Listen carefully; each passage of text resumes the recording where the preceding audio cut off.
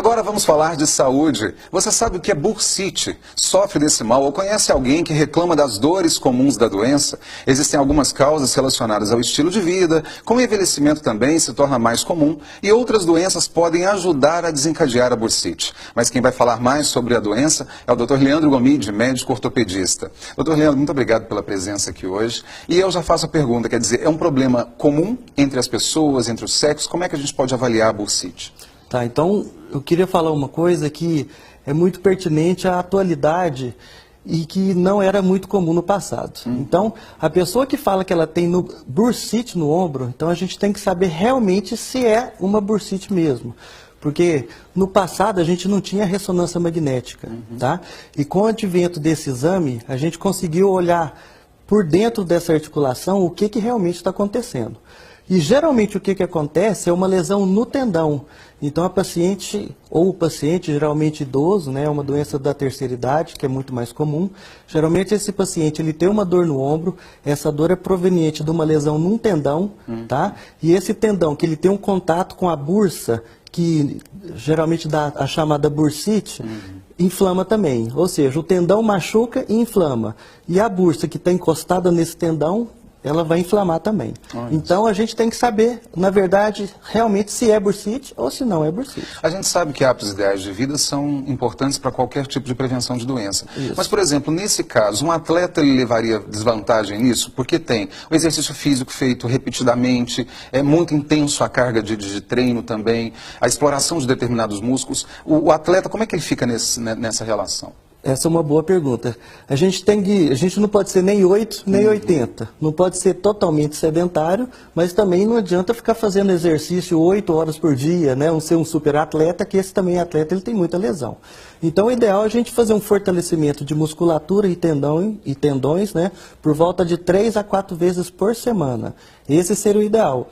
Dia sim, dia não. Se a pessoa conseguir uma frequência boa, igual a essa, ela vai conseguir fortalecer esse tendão, tá? E esse tendão ele vai ser um tendão mais forte, um tendão que não vai ter lesão, certo? Então, isso serve para tendão do ombro, tendões das pernas, né? Os tendões dos antebraços, que é muito comum, as pessoas que digitam muito, que é uma atividade repetitiva, cabeleireiro, que usa muita tesoura, essas que trabalham nessas grandes empresas, que faz muito exercício repetitivo. Então, o ideal seria ela fortalecer.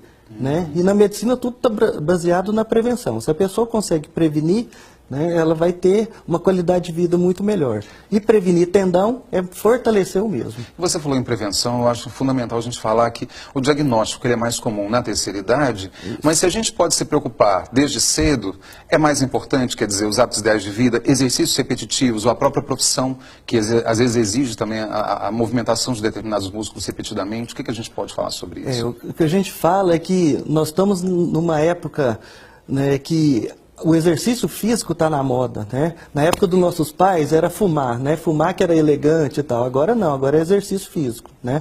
Então a prevenção é o melhor remédio. Então a pessoa tem que fazer um fortalecimento e isso tem que ser ao longo de toda a vida. Não adianta chegar com 60 anos de idade, aposentou agora, eu vou fazer atividade física. Não, ela tem que colocar uma horinha na agenda dela, tá? Para prevenir doenças, certo? E o exercício físico não vai prevenir só bursite, vai prevenir ganho de peso, vai prevenir diabetes, vai tender a baixar a pressão, tá? Então só tem benefício. Desde que a pessoa ela procure um especialista, ele faça um exame clínico adequado para ver se essa pessoa tem condições de fazer atividade física ou não.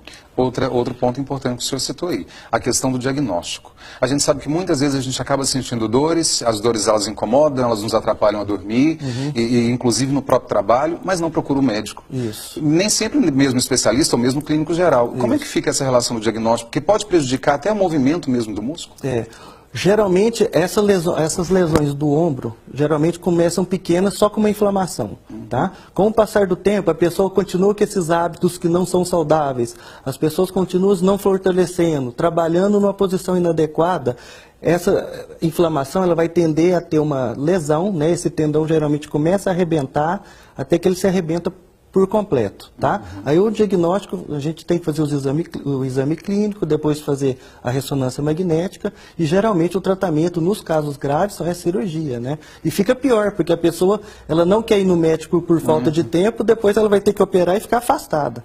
Então, Até isso porque aí quando não dá descobre certo. já está numa situação tardia que a cirurgia é inevitável.